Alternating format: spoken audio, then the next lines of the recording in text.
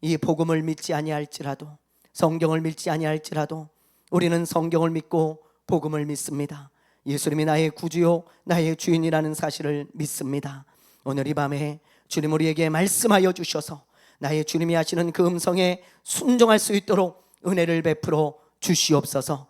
현장에서 듣고 온라인으로 듣는 모든 자들에게 순종할 수 있는 마음을 부어주시고 성령으로 충만하게 하여 주셔서 성령이 주시는 생각과 성령이 주시는 말을 하는 성령의 사람들 되게 하여 주시옵소서. 오늘 이 밤에도 함께하여 주심에 감사를 드리오며 살아계신 예수님의 이름으로 기도드리옵나이다. 아멘. 할렐루야, 할렐루야. 이 시간에 오늘은요 에스라 2장입니다. 구약성경 에스라 2장 페이지 711페이지에 있습니다. 에스라 2장.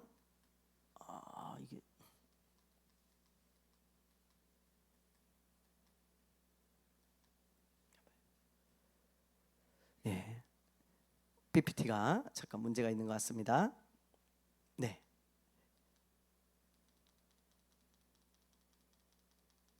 넘겨주세요. 다 넘기고 넘겨주세요. 됐습니다. 네, 됐습니다. 자, 우리는 지금 에스라서를 이제 공부하고 있습니다. 지난주에 1장을 살펴봤는데 1장을 보면 사람들이 이제 이스라엘 사람들이 포로로 잡혀간 지 몇 년 만에 돌아와요? 네, 70년 만에 돌아오죠. 이제 여러분들 이제 잘 암기가 되신 것 같아요. 70년 만에 돌아옵니다. 에레미야를 통해 하나님이 예언하신 그대로 이루어진 것입니다. 그런데 그 방법이 기가 막히잖아요. 어떤 방법으로 돌아오게 하십니까? 바벨론이 멸망하고 페르시아의 왕인 누구요? 이 고레스라고 하는 유명한 왕입니다. 역사에서도 이 고레스라고 하는 이 왕이 이스라엘 사람들은 다 고국으로 돌아가서 하나님의 성전을 건축하고 거기서 하나님을 섬기며 다시 살라는 거예요. 놀랍지 않습니까? 갑자기 왕이 바뀌더니 이 고레스 왕이 이런 명령을 내리면서요 성전을 건축할 수 있도록 많은 돈과 많은 재료들을 다 준 거예요. 필요한 것들을 다 주면서 너희들은 돌아가라. 그리고 하나님의 성전을 건축하고 그곳에서 살아라. 그러는 것이죠. 참 놀랍습니다. 그런데 더 놀라운 것은 고레스가 이런 명령을 내리기 전에 약 160년 전입니다. 60년 전. 고레스가 538년에 고레스 칙령을 내거든요. 근데 그로부터 160년 정도 전에 이사야를 통해서 하나님께서 이미 이 고레스가 그런 명령을 내릴 거라는 것을 예언해 주셨어요. 그러니까 우리 쪽에서 볼 때는 예언이지만 하나님이 하나님의 자녀들을 위하여 어떻게 하신 거예요? 미리 준비하신 거죠. 그래서 우리가 지난번에 그런 말씀을 나누었잖아요. 하나님은 하나님의 자녀들을 위하여 준비하시는 하나님이시다. 여러분을 위하여서도 이미 다 준비해 놓고 계세요. 이스라엘 백성들만을 위해서 이렇게 160년 전에 준비해 놓은 게 아니고 저와 여러분을 위해서도 하나님께서 준비해 놓은 것들이 많습니다. 아멘이죠? 때가 되면 하나님이 그 준비한 것들을 다 주실 거예요. 그러므로 우리가 그것을 믿고 우리에게 어떤 일이 일어나든 우리가 지나치게 낙심하지 말고 하나님을 바라보자 그랬잖아요. 하나님이 준비하신 것들이 분명히 있어요. 저와 여러분을 위해서 하나님이 때가 되면 반드시 하나님이 그 준비한 것들을 주시면서 우리를 도우시고 우리를 인도해 주실 겁니다. 그러므로 너무 낙심하지 마세요. 여러분에게 어떤 일이 일어나든 하나님이 준비해 놓은 것들을 여러분들은 누리게 될 것입니다. 그게 하나님의 자녀의 권세인 거죠. 우리가 그걸 믿고 다시 일어나고 다시 희망을 가져야 할 거예요. 자, 우리가 1장을 통해서 그런 말씀을 우리가 나눴어요. 한 2주 전에 한 거기 때문에 여러분 기억나시라고 제가 좀 다시 이렇게 리마인드를 한 겁니다. 자, 오늘은 이제 2장을 살펴볼 텐데 2장 1절부터 67절까지 보면 저 바벨론 땅에 살다가 다시 이스라엘로 돌아온 사람들의 명단과 숫자가 기록되어 있습니다. 우리가 볼 때는 이게 별로 중요한 것 같지 않아요. 그렇죠? 항상 족보나 뭐 돌아온 사람들의 이름, 뭐 숫자 이런 게 뭐가 우리가 볼 때는 중요하냐? 그렇지만 이 사람들이 볼 때는 굉장히 중요한 거고요. 더군다나 또 이런 것들을 볼 때 어떤 의미가 있냐면 하나님이 기억하고 계신다는 거. 그걸 여러분들이 항상 놓치면 안 되는 거죠. 자, 여기 나오는 명단과 숫자는 1차로 돌아온 사람들의 명단과 숫자입니다. 자, 어떤 사람들이 돌아왔는지 먼저 우리 1절, 2절을 우리 한번 읽어볼게요. 2장 1절, 2절 읽어보겠습니다. 시작. 옛적에 바벨론 왕 느부갓네살에게 사로잡혀 바벨론으로 갔던 자들의 자손들 중에서 노임을 받고 예루살렘과 유다도로 돌아와 각기 자기의 성읍으로 돌아간 자 곧 스룹바벨과 예수아와 느헤미야와 스라야와 르엘나야와 모르드게와 빌산과 미스발과 비그웨와 르흠과 바하나 등과 함께 나온 이스라엘 백성의 명수가 이러하니. 자, 여기 보면 옛적에 바벨론 왕 느부갓네살에게 사로잡혀 갔던 자들 중에 돌아온 자들이 이러하다 그러면서 쭉 그 이름과 명단을 기록하고 있습니다. 자, 그 당시 유명한 사람들은 이름을 기록해 놨고요. 그리고 일반인들은 이름을 기록하지 않고 그냥 가문의 숫자, 가문별로 돌아온 숫자만 기록을 했습니다. 이 중에서 가장 유명한 사람이 2절에 나와요. 자, 2절을 보세요. 이 정도는 여러분들이 기억해 주시면 좋아요. 자, 스룹바벨과 예수아, 이 두 사람을 여러분들이 기억하시면 돼요. 자, 이 스룹바벨은 누굽니까? 예, 돌아온 자들 중에서 1차 포로 기간에 스룹바벨 누구예요? 최고 지도자예요. 이 사람이. 이 사람과 이 예수아라는 사람은 대제사장입니다. 이 당시에. 그러니까 이 스룹바벨과 예수아 이 사람이 주도해가지고 이 두 사람이 주도해가지고 1차로 이렇게 포로 귀환을 하게 되어집니다. 이 지도를 보면 자, 보세요. 여기 이 바벨론 지역 이제 페르시아죠. 페르시아에서 1차로 돌아오는 거예요. 이렇게 그때 인도자가 스룹바벨이라고 하는 사람입니다. 돌아와가지고 이 사람들이 이제 성전을 건축하죠. 그래서 스룹바벨이 주도했다 그래서 스룹바벨 성전이다. 그렇게 명칭을 붙이는 겁니다. 2차는 우리가 지금 보고 있는 이 에스라가 주도해가지고 돌아오게 되어지고 3차는 느헤미야가 주도해서 돌아오게 되어지는 거예요. 그러니까 1차 이 스룹바벨과 예수아라는 사람을 통해서 돌아왔다는 거 여러분들이 기억하시면 됩니다. 자, 그리고 그 다음에 보면 2절에 보면 스룹바벨과 예수아 그리고 느헤미야 또 모르드게 이런 사람들의 이름이 나오는데 우리가 여기를 딱 볼 때는 느헤미야는 그럼 여기 3차 때 돌아온 느헤미야 이 사람인가 그렇게 생각하는 사람들이 많은데 아니죠. 당연히. 왜요? 이 연대를 보세요. 연대를 445년 5년경에 돌아오는데 이게 얼마나 한 100년 가까이 차이 나는데 그럼 이 사람은 여기 100살이 넘도록 이렇게 살아있을 리가 없잖아요. 그래서 동명이인이라는 것을 알 수 있습니다. 느헤미야라는 사람이 꽤 많아요, 여러분. 그래서 이 3차 귀환 때 리더했던 느헤미야는 아니다. 또 여기 모르드게 하면 누가 생각나요? 에스더서에 나오는 그 에스더의 삼촌 모르드게가 생각나죠, 우리는. 근데 그 사람도 아닙니다. 아니에요. 자, 모르드게 뭐 그 사람이 활동했던 시대도 BC 400 한 70년경 뭐 요런 때입니다. 460년경. 그러니까 당연히 연대 차이가 많이 나기 때문에 그 모르드게는 아니에요. 동명이인인 모르드게입니다. 그래서 우리가 이런 사람들의 이름을 누군지 몰라요. 스룹바벨과 예수아 외에는 누군지 우리는 잘 모르지만 이 지도자들 그룹에 이름이 있다는 것은 이 당시 잘 알려진 지도자들이었다라는 것을 우리가 알 수 있는 거죠. 자, 어쨌든 이렇게 2절에 기록된 사람들이 지도자들이었고요. 3절부터는 이제 가문별로 몇 명이 돌아왔는지를 기록하고 있습니다. 그런데 우리는 읽어도요 이게 어떤 사람인지 하나도 몰라요. 가문별로 쭉 67절까지 쫙 나오거든요.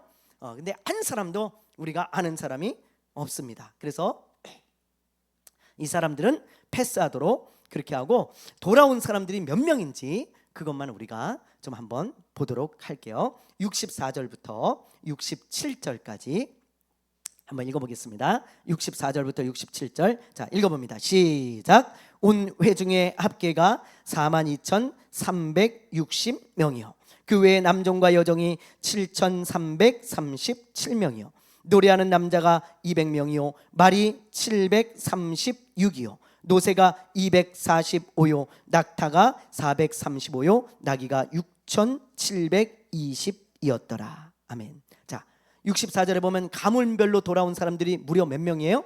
42,360명입니다. 42,360명. 그리고 65절에 보면 종들이 7,337명이고 노래하는 사람들이 245명이에요.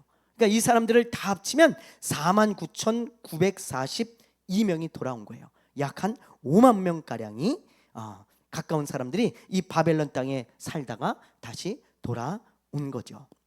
자, 이렇게 이제 많은 사람들이 돌아왔는데 이게 별거 아닌 것 같지만 엄청난 순종입니다. 이것은 그렇죠. 여러분들이 조금만 생각해봐도 이 사람들이 얼마나 엄청난 순종을 한 사람들인지는 그것을 알 수 있어요. 이 사람들은 진짜 목숨 걸고 순종한 거예요. 하나님이 돌아가라 그러셨잖아요. 고레스 왕을 통해서 너희의 땅으로 돌아가서 다시 이스라엘을 세우고 다시 하나님을 섬기고 다시 성전을 건축하고 다시 너희들은 하나님의 자녀답게 그곳에서 하나님을 섬기며 살아가라. 그렇게 하나님께서 말씀하신 것에 순종해서 이 사람들이 돌아왔는데 이 5만 명이 가까운 사람들이 1차 포로 귀환을 했는데 이 사람들이 얼마나 큰 헌신을 하고 순종을 한 것인지 알 수 있죠. 가장 먼저 돌아온 이 사람들 정말 얼마나 목숨을 걸고 순종한 사람들인지 우린 금방 생각할 수 있어요. 이 사람들은 이미 할아버지나 아버지 때부터 포로로 끌려가서 산 사람들입니다. 70년이 지났으니까요. 그렇죠? 그러면 70년이 지난 그때를 생각해 보세요. 여러분 집도 거기 다 있어요. 이스라엘에 없습니다. 폐허가 돼가지고 집도 거기 다 있죠. 땅도 거기 다 있죠. 논밭도 거기 다 있죠. 예를 들면 직장도 거기 다 있는 거고요. 아이들 학교도 거기 다 있는 거예요. 그리고 장사도 거기서 하고 친척들이나 가족들도 여기 다 있어요. 이쪽에 이스라엘에 있는 게 아니에요. 친척들이나 뭐 가족 이런 사람들도 다 그곳에 있어요. 그리고 이미 70년을 살았기 때문에 이쪽 문화와 풍습에 익숙하죠. 사람들은 익숙한 걸 좋아합니다. 낯선 걸 꺼리죠. 또 바벨론은 그 당시에 가장 강대국이었기 때문에 가장 강대국. 그래서 문화 수준이 월등히 높았습니다. 월등히. 그런데 이런 모든 것들을 다 버리고 이스라엘 땅으로 돌아간다. 이거 엄청나게 어려운 거예요. 엄청나게. 이 당시 이스라엘은 폐허가 돼 있었거든요. 자, 여러분 이게 지금 보세요. 이게 이제 인터넷상에 나온 그림을 제가 찾은 건데요. 이게 그 당시 바벨론의 모습입니다. 얼마나 여러분 엄청난 도시라는 것을 알 수 있죠. 엄청난. 그 당시 가장 강대국이고 제국이니까요. 영화가 얼마나 했겠어요.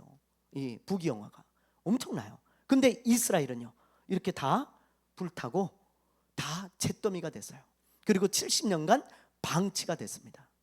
그런데 그 땅으로 돌아가서 다시 집 짓고 다시 성전 짓고 다시 농사 짓고 다시 아이들 학교 세우고 다시 병원 세우고 다시 뭘 한다? 야, 여러분 이거 진짜 엄두가 안 나는 일일 것 같아요. 우리나라가 6.25 전쟁 때 지금 딱 6.25 전쟁이 일어난 지 76년 됐잖아요. 딱 그 정도 된 거예요. 우리나라가 6.25 전쟁 때 여러분 어떻게 됐는지 여러분 잘 아시잖아요. 완전 초토화입니다. 남아있는 게 없어요. 저 거지 나라 그렇게 불렀어요. 저 거지 나라 완전히 저 망해서 이제 끝났다 저 나라는. 그렇게 생각할 정도로 초토화된 나라가 우리나라였습니다. 이스라엘이 지금 그렇게 됐습니다. 다 불타고 다 없어요. 다 잡혀가고. 그런데 이렇게 70년 동안 방치된 여러분 이런 땅에 돌아가서 다시 밑바닥부터 시작하는 거 이거 보통 어려운 일 아니죠. 근데 이 사람들이 순종을 하잖아요. 무려 몇 명이나 되는 사람들이 순종을 했어요? 5만 명 가까이 되는 사람들, 종들을 빼고도 4만 2천 명이나 되는 사람들, 그런 사람들이 순종을 해가지고 이곳으로 돌아와가지고 이스라엘 폐허가 된 이스라엘로 돌아와서 다시 이스라엘을 이제 일으켜 세우고 성전을 건축하는 것을 보게 되어집니다. 여러분 놀랍지 않습니까? 진짜 여러분들이 한번 곰곰이 생각해 보세요. 진짜 놀라운 일이에요. 저는 이걸 오늘 묵상하다가요 이런 생각을 했어요. 그래, 하나님의 일은 정말 순종하는 사람을 통해 이루어지는구나. 우리가 이것을 마음에 새기고 또 새겨야 돼요. 요즘 계속해서 하나님이 순종이라는 말씀을 우리에게 주시잖아요. 그렇죠? 오늘도 제가 이 말씀을 묵상하는데요, 그래, 이렇게 하나님은 어렵지만 순종하는 이 사람들, 이 돌아온 사람들, 그렇죠? 이 돌아온 사람들을 통해서 이스라엘을 다시 일으켜 세우시는 것을 보세요. 성전을 다시 일으켜 세우는 것을 보세요. 하나님이 이 사람들을 쓰셔서 이스라엘과 성전 또 신앙을 회복시키는 것을 보십시오. 만약에 이 사람들이 순종하지 않았다면 이스라엘은 회복될 수 없었고 성전도 다시 세워질 수 없었을 거예요. 하나님의 일은요, 순종하는 사람을 통해 이루어진다는 거. 무슨 재능이 많고 능력이 많고 돈이 많고 이런 사람이 아니에요. 순종하는 사람, 그 사람을 통해 하나님은 일하시고 하나님의 일이 이루어지는 것입니다. 사도행전을 봐도 그걸 알 수 있잖아요. 여러분, 예수님이 승천하시면서 뭐라고 말씀하십니까? 너희는 예루살렘을 어떻게 하라고요? 떠나지 말라. 그리고 성령을 기다리라는 거예요. 아버지께서 약속하신, 예수님이 승천하시면서 하신 말씀이에요. 성령이 너희에게 임하시면 너희가 권능을 받고 땅끝까지 이르러 내 증인이 될 것이다. 그러니 너희는 예루살렘을 떠나지 말라. 아니 언제까지요? 주님 언제까지 떠나지 맙니까? 글쎄 기다려. 몇 날 며칠이 되어서 너희에게 성령이 임할 거야. 이 사람들은 몇 날 며칠이 될지 몰라요. 한 달이 될지 두 달이 될지 1년이 될지 모르잖아요. 우리는 알지만. 그런데 이 사람들 중에 순종한 사람들이 있지요. 몇 명이에요? 120명입니다. 예수님의 부활하신 예수님을 목격한 사람들이 500명이 넘어요. 그런데 그 중에서 120명만 딱 순종했어요. 나머지 380명은 다 이유가 있겠죠. 이유가 없는 사람이 어디 있어요? 여러분, 어떤 일에 순종하라고 하면 다 이유가 있습니다. 다 순종 못하는. 목사님, 이래서 저는 조금 어렵겠습니다. 이래서 조금 안 되겠습니다. 다 이유가 있어요. 들어보면 다 맞아요. 그런데 여러분, 다 이유가 있지만 그럼에도 불구하고 순종하지 않는 사람들은 하나님의 일에 쓰임받을 수가 없는 거예요. 이유는 있어요. 그러나 순종하지 못했기 때문에 쓰임받을 수가 없는 거예요. 이 사람들은 이유가 없었겠어요? 120명은 다 있습니다. 이 사람들도 다 가정도 있고 직장도 있고 다 있는 사람들이에요. 자기 할 일도 있고. 그런데 우선 순종한 거예요. 어려워도 순종한 거예요. 그러자 하나님께서 이 사람들을 첫 열매로 삼으시고 말이죠. 성도들의 첫 열매로 삼으시고 성령을 부어주시고 성령의 충만함을 부어주셔서 이 사람들을 통해 교회가 세워지게 하시고, 그리고 전 세계에 복음을 전하는 그런 기둥이 되게 하신 거죠. 이런 엄청난 일에 쓰임을 받은 이 사람들, 무슨 잘나고 뭐 잘 배우고 무슨 학식이 있고 재능이 있는 사람들이 아니고 순종했던 사람들입니다. 우리나라에 들어온 초창기 선교사들을 보세요. 여러분, 초창기 선교사들, 이 보면 장로교회 언더우드, 또 감리교회 아펜젤러, 이런 분들, 또 여기 보면 침례교회 말콤 페닉, 이런 분들. 여러분, 이런 분들은 하나님의 말씀, 이 하나님의 말씀에 너희는 모든 민족으로 가서 제자로 삼아라, 그 말씀에 순종한 사람들이잖아요. 그런데 이 사람들이 어려움이 없었겠어요? 왜 없어요? 여러분, 지금은 한국에 서로 올라 그러죠. 그죠? 엊그저께도 뉴스 보니까 우리나라에 막 외국인들이, 여행객들이 우리나라에 이제 엄청나게 들어오고 있다는 거예요. 막 K 문화 막 이런 것들 때문에 막 치맥 먹으러도 오고 말이죠. 그리고 막 우리나라에 무슨 뭐 하여튼 유명한 것들 뭐 이런 거 보려고 많은 사람들이 몰려든다는 거예요. 근데 이분들이 들어올 때만 해도 한국이 어디 있는지 아무도 몰랐습니다. 조선이 어디 있는 나라인지 무슨 나라인지 아무도 몰라요. 미개한 나라예요. 오면 죽습니다. 목숨 걸고 와야 돼요. 아주 미개한 나라였고요. 그리고 일본에게 침략을 당해가지고 일본과 이런 대립을 하고 있는 그런 상황 가운데 들어온 사람들입니다. 그 얼마나 여러분 선교하기 어려운 지역이고 얼마나 위험한 지역이었겠습니까? 전쟁이 있는 그런 지역에 여러분 가서 선교할 수 있겠어요? 미개한 그런 지역에 가서 선교할 수 있겠습니까? 그런데 마치 이스라엘 백성들이 바벨론에 있는 것을 다 버리고 이스라엘로 돌아왔다. 이 정말 자기 나라에 다 유럽이나 미국 사람들이에요. 거의 대부분 호주나 이런 데는 이미 월등히 수준이 높은 문화를 가지고 있었어요. 그런 거 다 내려놓고 미개한 한국에 와서 이렇게 선교를 하는 이분들의 이 순종, 이걸 하나님이 쓰신 거 아니겠어요? 여러분, 이분들은 다 무슨 공부를 많이 한 분도 아니고 엄청난 능력자도 아닙니다. 그런데 주님은 순종하는 이 사람들을 사용하셔서 한국뿐만이 아니고 전 세계에 복음이 전하게 하시고 또 교회가 세워지게 하셨습니다. 예. 이처럼 하나님의 일은요, 순종하는 사람들을 통해 이루어지는 거예요. 여러분, 순종하는 사람, 그 순종하는 한 사람, 그 사람을 통해 하나님이 일하신다는 거, 또 하나님의 일이 이루어진다는 거, 우리가 그걸 잊지 않았으면 좋겠습니다. 여러분, 능력 없어도 괜찮아요. 좀 부족해도 괜찮아요. 하나님의 말씀에 순종하려고 몸부림쳐 보세요. 하나님이 여러분을 통해 일하실 거예요. 저와 여러분을 통해 하나님께서 일하시는 것을 보게 되기를 주님의 이름으로 축원합니다. 아멘. 네, 전 정말 사모합니다. 하나님, 저 정말 부족한 사람이에요. 순종할 테니 하나님 써주세요. 그렇게 기도하거든요. 저와 여러분도 그렇게 기도하게 되어지기를 바래요. 자, 우리 두 번째 말씀을 볼게요. 성전 건축 헌금을 드린 어떤 족장들의 이야기가 기록되어 있어요. 자, 이렇게 많은 사람들이 이제 순종해서 이스라엘로 돌아왔는데, 돌아온 사람들이 가장 먼저 한 일이 뭘까요? 뭐예요? 네, 맞습니다. 참 대단한 것 같아요. 저는 아무리 오늘 또 묵상했거든요. 여러 번 묵상했는데 오늘 또 묵상하는데 이 말씀을 꼭 나누고 싶은 거예요. 너무 대단해요, 진짜. 여러분, 폐허가 된 나라에 돌아왔어요. 그럼 뭐부터 해야 되겠어요? 집 짓고 뭐 필요한 것들, 병원 짓고 학교 짓고, 그게 우선이잖아요. 뭐 시청 짓고, 그렇죠? 그래야 되는데 이 사람들은 이거 성전을 먼저 건축하는 거예요. 성전을 먼저. 와, 참 대단한 민족이죠. 예? 그래서 이렇게 성전을 건축해서 일단 하나님과 예배드리는 삶, 신앙을 지키는 삶을 살아야겠다. 그러면서 하나님이 성전을 건축하라 했으니까 우리 성전 먼저 건축하자. 그러면서 성전 건축을 먼저 하는 것을 보게 되어집니다. 그런데 성전을 건축하려면 여러분 그냥 돼요? 그냥 안 되잖아요. 돈이 필요하죠. 재료가 필요하죠. 여러 가지 필요한 것들이 많습니다. 그런데 이렇게 성전 건축을 위해 아주 기쁘게 자원해서 헌금을 드린 사람들이 있었다는 거예요.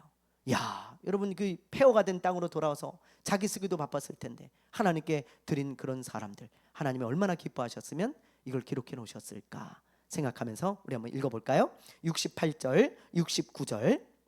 자, 읽어봅니다. 68절 69절 시작. 어떤 족장들이 예루살렘에 있는 여호와의 성전 터에 이르러 하나님의 전을 그곳에 다시 건축하려고 예물을 기쁘게 드리되 힘이 자라는 대로 공사하는 금고에 드리니 금이 6만 1,000 다리기요 은이 5천만에요 제사장의 옷이 100벌이었더라. 아멘. 자, 여기 보면 어떤 족장들이, 그러니까 모든 족장들이 다 자원하는 마음으로 예물을 드린 건 아니에요. 어떤 족장들 중에 어떤 사람들이 일부가 자원해서 누가 시킨 게 아닙니다. 마지못해 한 게 아니에요. 자원해서 기쁜 마음으로 헌금을 드렸습니다. 그런데 여기 69절에 보면 힘이 자라는 대로 그랬죠. 이 뜻은 무슨 뜻이냐? 최선을 다해서, 마음을 다해서, 그런 뜻입니다. 이 사람들이 얼마나 최선을 다해서 예물을 드렸는지 이 예물을 드린 액수를 보면 알 수 있어요. 자, 보세요. 여기 보면 금이 6만 1,000 다리기요 그랬죠. 은이 몇 만에예요? 5천 만에입니다. 물론 오늘날 이 금의 가치와 이 당시 은의 가치가 다르기 때문에 이걸 정확히 환산할 수는 없어요. 그러나 우리는 오늘날 가치로 환산해 볼 수밖에 없잖아요.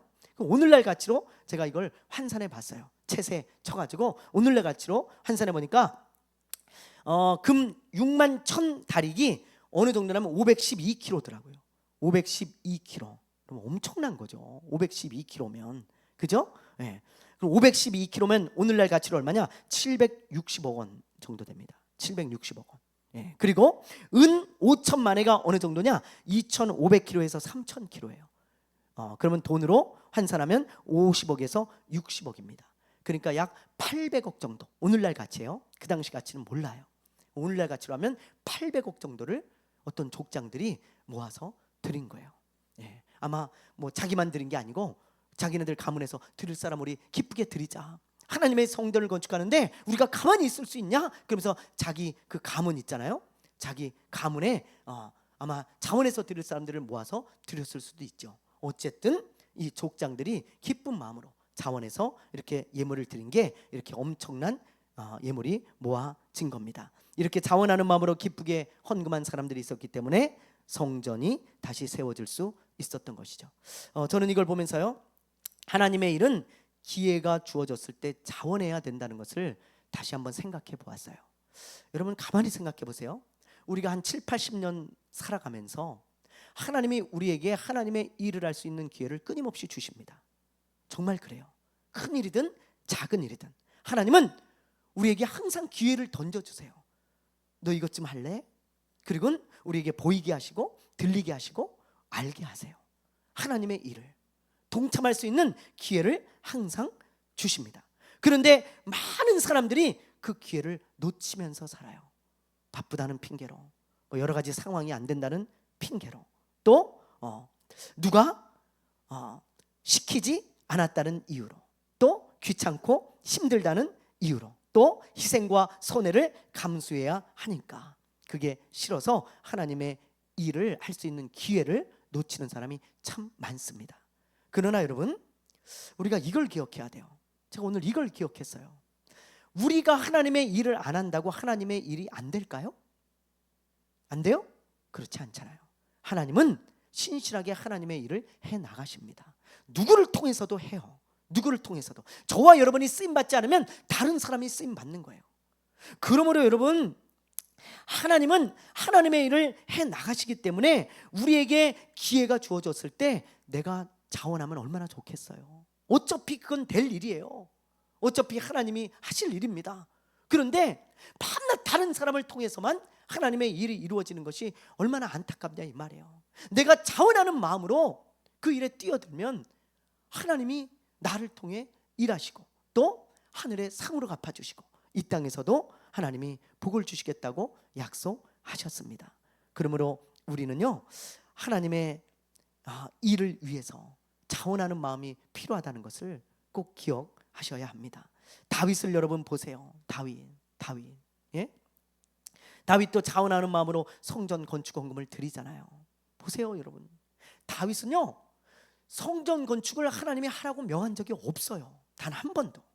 또 주변에서 아이고 당신 돈 많으니까 성전 건축 좀 하시오, 그런 적 한 번도 없습니다. 왜 했어요? 성전 건축을 왜 하려고 그랬어요? 자기는 이렇게 좋은 왕궁에 사는데 하나님의 성전은 너무 초라해요. 그걸 보면서 마음이 아팠어요.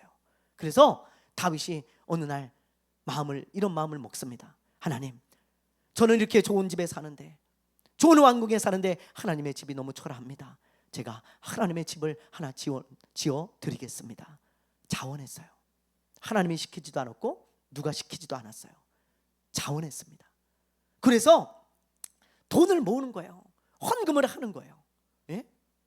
나중에 하나님이 그 마음을 기쁘게 받으시고 다윗에게 복을 주시잖아요. 그러면서 너가 성전을 짓지 말고 네 아들 솔로몬이 짓게 해라 그랬는데도 알겠습니다 하나님, 순종하겠습니다. 그러나 예물은 내가 다 드리고 그리고 넘겨주겠습니다. 그러면서 자원하는 마음으로 예물을 다 드립니다. 놀랍죠? 그렇게 드린 예물이 어느 정도냐? 금 3,000달란트, 은 7,000달란트입니다. 오늘날 가치로 환산하면 몇 조나 돼요. 몇 조나. 이 다윗이 드린 헌금이 말이죠. 그것도 자원해서 드린 것입니다. 누가 시켜서 드린 것도 아니고 마지못해 드린 것도 아닙니다. 하나님이 이런 다윗의 자원하는 마음을 얼마나 기뻐하시고 그리고 얼마나 큰 복을 주셨는지 우리는 이미 알고 있습니다. 이처럼 하나님의 일은요, 기회가 주어졌을 때 해야 되는 거예요. 내 눈에 보여요. 다윗의 눈에 그게 보이는 거예요. 그래서 마음이 막 감동이 되어져요. 감동이. 하나님의 집을 내가 지어드려야 되겠다. 그런데 그런 기회가 딱 주어졌을 때 만약에 다윗이 자원하지 않았다고 해보세요. 그런 복은 없죠. 다윗에게. 하나님이 다윗에게 그 예물을 준비할 수 있는 기회를 주셨을 때 다윗이 잡은 거 아니겠습니까? 선교의 아버지라고 불리는 이 윌리엄 캐리라는 분이 있습니다. 선교의 아버지라고 불려져요. 왜 아버지라고 불려지냐? 이분 때문에 선교의 길이 열렸기 때문이에요.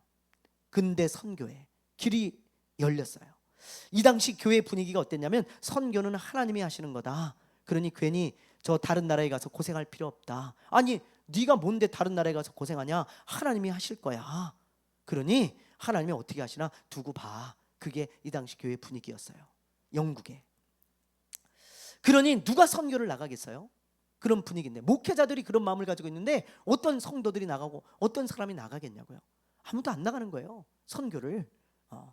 그런데 윌리엄 캐리가 성경을 보니까 그게 아니에요.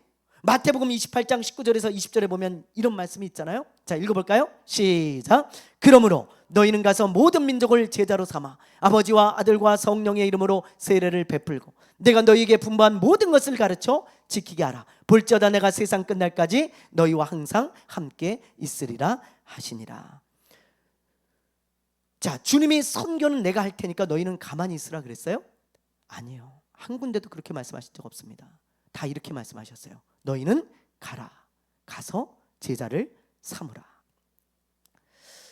윌리엄 캐리는 이런 말씀을 볼 때마다 마음에 불이 붙는 거예요. 그래서 누가 시키지 않았어요. 떠밀지 않았어요. 그런데 이런 유명한 말을 남기고 인도로 선교를 떠납니다. 이 사람이 인도 선교를 가는데 이런 말을 남겼어요. 자, 여러분 뭐라고 그랬냐면 하나님으로부터 위대한 일을 기대하라. 그리고 하나님을 위해 위대한 일을 시도하라. 정말 유명한 말입니다. 여러분들 아마 들어보셨을 거예요. 많은 사람들이 이 말에 도전을 받고 선교도 하고 교회 개척도 하고 신앙생활도 담대하게 해나가고 있어요. 아마 주님 오실 때까지 이 말은 정말 성경 못지않게 우리의 마음에 불을 붙이는 말일 거예요. 여러분 보세요. 이분이 하나님으로부터 위대한 일을 기대하라. 그리고 하나님을 위하여 위대한 일을 시도하라. 이 멋진 말을 남기고 이 사람은 다 내려놓고 선교를 갔습니다. 이 사람 이후로 이 사람께 도전을 받아가지고 선교를 나간 사람들이 엄청 많아요. 그래서 선교의 아버지라 불리는 것입니다. 여러분 이 윌리엄 캐리 선교사님은 누가 강요하지 않았어요. 자원했어요. 그냥 아무도 안 가니까 내가 가야 되겠다. 주님은 분명히 나가라고 했는데 왜 아무도 안 갈까? 주님 제가 가겠습니다. 그리고 이렇게 간 거예요. 하나님이 얼마나 기뻐하시고 또 하나님의 나라에서 얼마나 좋은 상이 있고 또 하나님께서 이 땅에서 얼마나 좋은 것들로 갚아 주셨겠습니까? 이분은 기회를 놓치지 않은 거예요. 누군가 해야 된다면 내가 그 기회를 놓치지 않으리라. 그리고 침노한 것이죠. 선택은 우리의 몫입니다. 하나님은 항상 하나님의 일을 강요하지 않아요. 제가 보니까 그렇더라고요. 하나님은 인격적인 분이시기 때문에 우리에게 하나님의 일을 막 억지로 강요하지 않습니다. 너 이것 좀 할래? 하나님 싫어요. 그래? 알았어. 다른 사람에게 기회를 줄게. 하나님이 그러시지 하나님이 억지로 막 우리를 막 때려가면서 막 벌을 줘가면서 너 이거 반드시 해야 돼? 그러시지 않아요. 하나님. 우리가 선택해야 돼요. 하나님이 항상 기회를 던져주십니다. 이렇게 우리 앞에 너 이것 좀 할래? 툭. 너 이것 좀 할래? 툭. 너 이것 좀 할래? 툭. 그러면 그것을 잡는 것은 언제나 우리의 몫이에요. 우리의 몫. 자원하는 마음으로 여러분 잡으시길 바래요. 누가 여러분 시키지 않아요. 예? 누가 여러분 시키지 않는다고요. 누가 여러분에게 등 떠밀지 않아요. 여러분이 마음이 감동이 되어지고 정말 내가 보이고 들리거들랑 내가 해야 되겠다. 그리고 자원해서 툭툭 그것을 잡아나갈 때 여러분 하나님이 여러분의 그런 마음을 기뻐하시고 하늘에 상이 쌓이고 그리고 하나님이 이 땅에서 놀라운 것으로 갚아주실 줄로 믿습니다. 아멘. 이 족장들 참 대단한 사람들이죠. 그렇죠? 하나님이 얼마나 기뻐하시면 이 사람들이 이렇게 했단다 그러면서 이렇게 기록해 놓으셨겠어요. 우리가 깨달아야 될 것입니다. 자, 우리 마지막으로 2장 70절 말씀 우리 한번 보고 마치겠습니다. 자, 이스라엘로 돌아온 여러 부류의 사람들이 있는데 어떤 부류의 사람들이 있었는지 2장 70절 말씀 우리 한번 읽어볼게요. 시작. 이에 제사장들과 레위 사람들과 백성 몇과 노래하는 자들과 문지기들과 느드님 사람들이 각자의 성읍에 살았고 이스라엘 무리도 각자의 성읍에 살았더라. 자, 여기 보면 이스라엘로 돌아온 사람들 어떤 부류의 사람들이 있었는지 말씀해주고 있어요. 자, 제사장들 역시 헌신해서 순종해서 돌아왔어요. 역시 제사장들이죠. 그렇죠? 이런 제사장들이 돌아왔고요. 그 다음에 여기 보면 또 누가 돌아왔어요? 레위 사람들, 제사장을 도와서 성전에서 일하는 이 레위 사람들, 역시 믿음의 사람들입니다. 레위 사람들이 돌아왔고요. 또 어떤 사람이 돌아왔어요? 어떤 사람들? 백성과 이 일반 백성들, 하나님 앞에 순종한 일반 백성들이 또 돌아온 사람들이 있고요. 그 다음에 또 어떤 사람들이요? 노래하는 자들, 이 찬양을 담당하는 자들, 음악을 담당하는 자들, 예배 때 또 어떤 행사 때 이런 국가적으로 찬양을 담당하고 예배에 이런 담당자들이 돌아왔고요. 또 여기 보면 누가 돌아왔어요? 문지기. 이 당시에 성전 문을 지키는 사람은 아무나 하는 게 아니에요. 정해진 사람이 했습니다. 굉장히 높은 직책입니다. 이것도. 그래서 이 문지기들, 내가 돌아가서 성전이 건축되면 다시 이 사명을 감당해야 되겠다. 그래서 문지기 가문에서 돌아온 사람들이 있었다라는 것입니다. 그 다음에 마지막으로 누구예요? 느디님 사람들. 이 사람들은 어떤 사람들이냐? 성전에서 일하는 사람들 중에 가장 잔심부름, 허드렛 일을 하는 그런 가장 낮은 계급의 사람들이었어요. 이 사람들도 돌아와서 각자의 정해진 성읍에서 살면서 같이 이스라엘의 회복을 위해 힘쓰고 성전을 건축하고 다시 하나님의 공동체인 이스라엘로 돌아와서 헌신하며 살았다라고 기록하고 있는 것입니다. 자, 우리가 이런 것을 보면서 깨달아야 할 게 있어요. 자, 지금 이스라엘 공동체를 다시 세우는데 제사장만 필요했어요? 아니에요. 제사장이 가장 필요하긴 했겠죠. 다시 성전을 건축하고 예배를 집도하고 그리고 신앙을 다시 세우려면 제사장들이 있어야 되겠죠. 가장 필요한 사람들은 맞지만 이 사람들만 있었던 것은 아니라고 지금 말씀하고 있는 거예요. 그걸 지금 우리가 캐치를 해야 되는 것입니다. 제사장만 있던 게 아니고 제사장을 돕는 레위인, 또 뭐든 찬양하는 사람, 음악 담당, 문지기, 잔일하는 느디님 사람들, 이런 사람들도 다 필요한 사람들이었다는 거예요. 그래서 하나님이 감동하셔서 돌아오게 하신 거고 이 사람들은 순종하며 돌아왔다라는 거죠. 자, 하나님의 공동체를 세우는 데는 여러분 필요 없는 사람은 아무도 없습니다. 정말 아무도 없어요. 우리가 이걸 마음에 꼭 새겼으면 좋겠어요. 우리가 교회 공동체를 이루어가고 있잖아요. 교회 공동체, 하나님의 공동체죠. 이 당시에 이스라엘이 하나님의 공동체인 것처럼 오늘날 교회는 하나님의 공동체입니다. 그런데 이 하나님의 공동체를 세워나가는데 필요 없는 사람은 한 사람도 없다는 거예요. 저와 여러분도 다 필요하기 때문에 하나님이 우리 친구들 교회로 불러주신 것이고, 정말 우리가 볼 때 저 사람은 우리 교회에 필요 없어도 돼, 저 사람은 우리 교회에 필요 없는 것 같아, 이런 사람도 하나님은 필요하기 때문에 불러주신 거예요. 그래서 제가 가만히 생각해 봤어요. 왜 하나님이 저 필요 없는 것 같은 사람을 우리 교회에 불러주셨을까? 아니면 여러 교회에 그런 사람들을 두셨을까? 그렇잖아요. 누가 봐도 저 사람은 정말 필요 없는 것 같아요. 근데 왜 교회들마다 그런 사람들을 보내주시고 불러주셨을까? 제가 곰곰이 오늘 진짜 머리 싸매고 생각해 봤거든요. 그랬더니 이런 생각이 들더라고요. 섬기라고. 섬김을 그럼 어떻게 배우겠어요? 그렇죠? 또 긍휼히 여기라고. 그런 사람들을 긍휼히 여기면서 긍휼한 마음이 들고요, 예수님의 마음을 품을 수 있고 용서해야만 하는 사람들, 그런 사람들을 곳곳에 심어주셔서 우리로 하여금 용서를 배우게 하시고 우리로 하여금 성숙해 하시는 게 아닐까. 와, 그 생각이 드니까 와, 그렇군요. 하나님 그 사람들도 필요해서 보낸 거거든요. 필요해서, 정말 필요해서 보낸 거군요. 내가 섬기면서 섬김을 배우고 으이그 하면서 오래 참는 법을 배우고 말이죠. 제가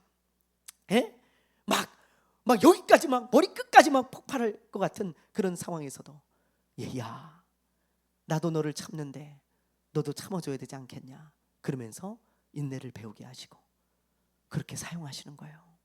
다 필요해요. 교회 안에 한 사람도 필요 없는 사람이 없습니다. 유능한 사람이든 무명한 사람이든 있는 사람이든 없는 사람이든 뭐 급한 사람이든 성격이 느린 사람이든 다 필요해서 하나님이 보내주신 줄로 믿습니다. 그러므로 우리는 우리 교회 공동체 한 사람 한 사람을 정말 소중하게 여겨야 돼요. 바울이 이런 말을 했잖아요. 몸에 여러 가지 지체가 있지만 하나도 필요 없는 것이 없다. 고린도전서 12장에 나오죠.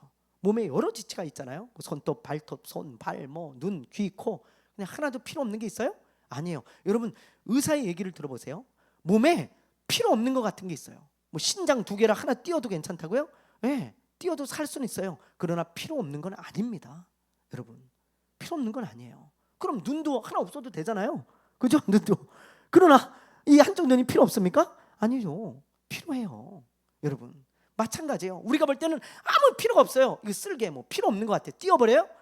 엄청 몸에 여러분 무리가 새고 이상이 생겨요. 없으면 그런 것들도 살 수는 있지만 똑같아요. 똑같은 거예요. 그래서 바울이 그걸 비유로 들면서 교회도 마찬가지다. 교회는 주님의 몸이다. 주님의 몸인 교회에 너희가 볼 때는 필요 없는 사람인 것 같지? 그러나 그 쓸개 같은 사람, 신장 같은 사람 꼭 필요하단다. 그렇게 말씀하고 있는 거예요. 자, 지난주 목요일에 우리 시우가 깁스를 풀었습니다. 한 달 동안 하고 있은 깁스를 풀었는데 우리 시우는 왼쪽 팔이 그렇게 필요한지 몰랐다는 거예요. 얘가 그런 말을 하더라고요. 아빠, 저는 오른손잡이니까 와, 맨날 밥 먹을 때도 오른손으로만 먹고 공부할 때도 오른손으로 하고 뭐 잡을 때도 항상 오른손이 먼저 나가니까 왼쪽 손은 그렇게 뭐 이게 좀 뭐 이렇게 기부스 했다고 뭐 불편할까? 그런 생각이 전혀 안 들었다는 거예요. 근데 기부스를 막상 하고 나니까 깁스를 하고 나니까 와, 이 왼쪽 팔이 얼마나 많은 일을 하고 있었다는 것을 자기가 알게 되었다는 거예요. 아빠, 이 왼쪽 팔이 없으니까 아무것도 못하겠어. 아무것도. 뭐 하나 뚜껑을 따도요, 음료수 뚜껑을 따도 자기는 그냥 오른손이 따는 줄 알았잖아요. 아니에요. 왼손이 잡고 따는 겁니다. 밥을 먹어도요, 자기는 오른손으로만 막 먹는 줄 알았잖아요. 아니에요. 왼손이 책상을 받치고 잡고 먹고 그릇도 잡고 먹고 자기도 모르는 사이에 왼손이 엄청 쓰이고 있다라는 거예요. 엄청 피로했다라는 거죠. 그래서 아빠, 이 깁스 좀 빨리 풀면 안 돼? 빨리 좀 풀어줘. 그럼 저한테 그러더라고요. 때가 돼야 되잖아요. 지난주 목요일 날 풀었어요. 우리 교회 안에도 마찬가지입니다. 우리가 볼 때 왼손 같은 그런 분들이 있겠죠. 그러나 그 왼손이 엄청난 일을 하고 있어요. 여러분, 그래서 한 사람 한 사람 정말 소중합니다. 진짜 소중해요. 정말 소중합니다. 그러므로 우리가 이 한 사람 한 사람을 소중하게 생각하고 함께 협력하여 주님의 일을 할 때 우리 교회가 아름다운 교회가 될 것입니다. 한 사람 한 사람 소중하게 생각하고 모두가 협력할 줄 아는 아름다운 교회가 되시기를 주님의 이름으로 축원합니다. 아멘. 우리 기도하겠습니다. 우리 잠깐 기도할 때 하나님, 우리 교회 가족들 한 사람 한 사람을 소중하게 여기게 해주세요. 정말 나에게 혹시 정말 무시하는 마음이 있다면 용서해 주시고 하나님이 필요해서 보낸 사람이라고 믿고 소중하게 여기며 협력하게 해달라고, 그런 아름다운 마음을 갖게 해달라고 기도하시고 하나님의 일에 자원할 수 있는 마음을 달라고 기도하시길 바랍니다. 하나님의 일, 여러분 기회가 주어질 때 자원해서 해야 되고요, 또 순종하는 한 사람이 되어서 하나님의 일이 나를 통해 이루어지게 되기를 바랍니다. 이 시간에 우리 잠시 3분 정도 기도하고 마치겠습니다. 주여!